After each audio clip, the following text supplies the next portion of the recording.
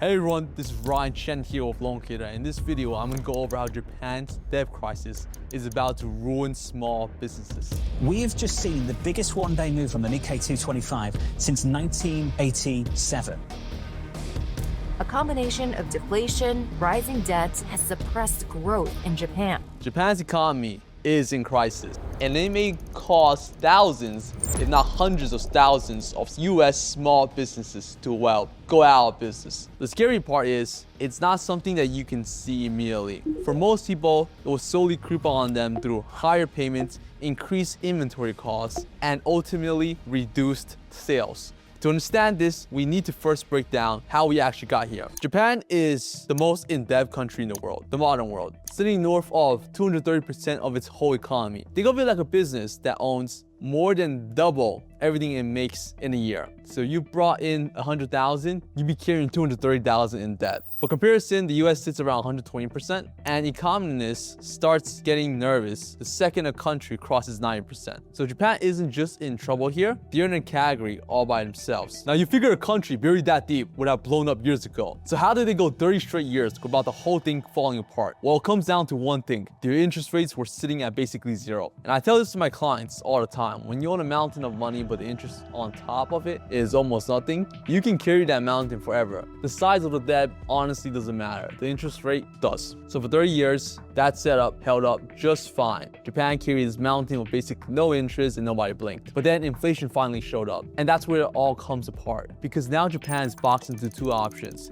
They can raise their rates to fight that inflation, but if they do, the cost of carrying that debt explodes and starts eating straight into their national budgets. Or they hold their rates down and watch their own currency fall apart instead. These are the only two options. There's just no clean way out of it. So the rate it costs Japan to borrow has been climbing to levels nobody's seen in decades, and their 30 years just hit the highest level in its entire history. Now, why does this even matter to a small business owner like you? Well, what's happening to Japan's debt does not stay in Japan. It reaches all the way into your bank account, and it does it through one single trade that almost no business owner has ever even heard of. See, for decades, the big Japanese banks and pension funds ran the same play over and over again, and it's about as simple as it gets. They borrow money at home for almost nothing, flip it into the US dollars, and use those dollars to buy up US government bonds called treasuries that pay them way more than what it costs them to borrow. So they're borrowing at basically zero, earning a few percent on the other side, pocketing the spread in the middle, and then doing that over and over with billions of dollars for years on end. And now all that buying turned Japan into the single biggest foreign owner of the US government debt on the entire planet, somewhere around $1.1 trillion of it. And every single time they bought, they were pumping money into our system and helping hold American interest rates down for everybody, you and I included. But that whole play only works as long as borrowing back home stays cheap, which it doesn't anymore because Japan's own rates are climbing now.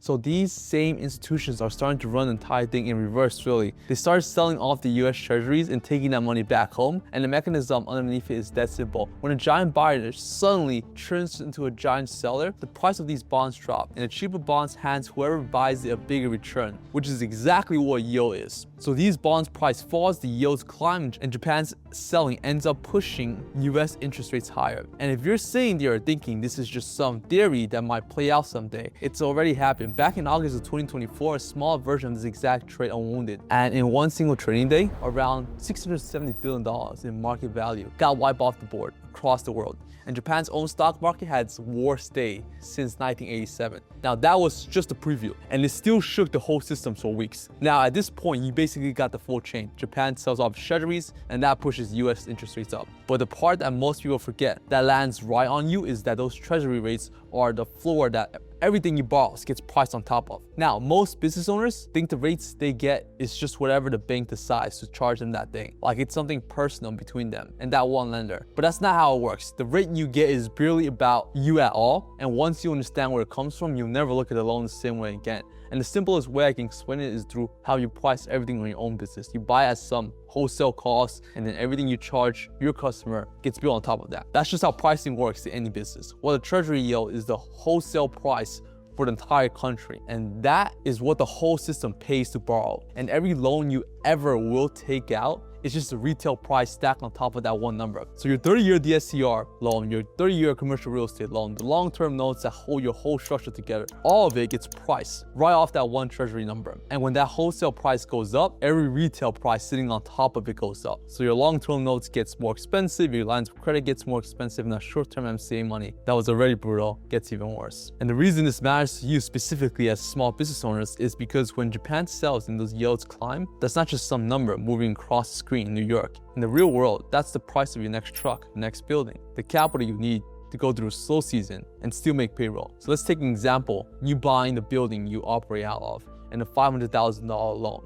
If that rates move up just by 1 single point, you're now paying about $330 more every single month. And over a 30-year term, that 1 point adds up to more than $100,000 in extra interest on the exact same building without changing anything about your business. The only thing that moved was the wholesale price of money sitting underneath that loan. Now, part that ends up costing people the most is that they never even notice it's happening. Most owners never connect these dots. All they see is that their loan costs more than it did a year ago, so they assume they did something wrong, when in reality they didn't. The floor moved underneath them and they had nothing to do with it. And that leaves you with your cost of capital going up, and it has nothing to do with how good your business or how hard you work. It's just the price of money itself going up on everybody at the same time, which means the one thing you actually get to control here is how your business looks when you walk in to borrow on top of that higher floor. Now, quick thing aside, if you want us to pull your file and show you what your numbers look like from outside of the desk, what you qualify for, and the cheapest way to structure it before rates climb, there's a link down in the description where you can book a call with our team of experts. All right, now let me show you what the rising floor actually does to two different businesses, because it does not hit them the same way. And that's where it gets juicy, because almost everybody gets it wrong how rising rates actually work. They think it just makes everything a little more expensive for everybody, evenly, straight across the board. But rising cost of capital doesn't lift all boats. It works more like a filter, separating who built things right and who didn't. See, for years, cheap money has been quietly covering up a ton of bad structure. When money is cheap, you can carry messy debt, stack advances, and an account that's swinging all over the place and still keep your doors open because the cost of doing it wrong stays low enough that nobody feels it. So the business that built its debt the right way and the business that built it completely wrong end up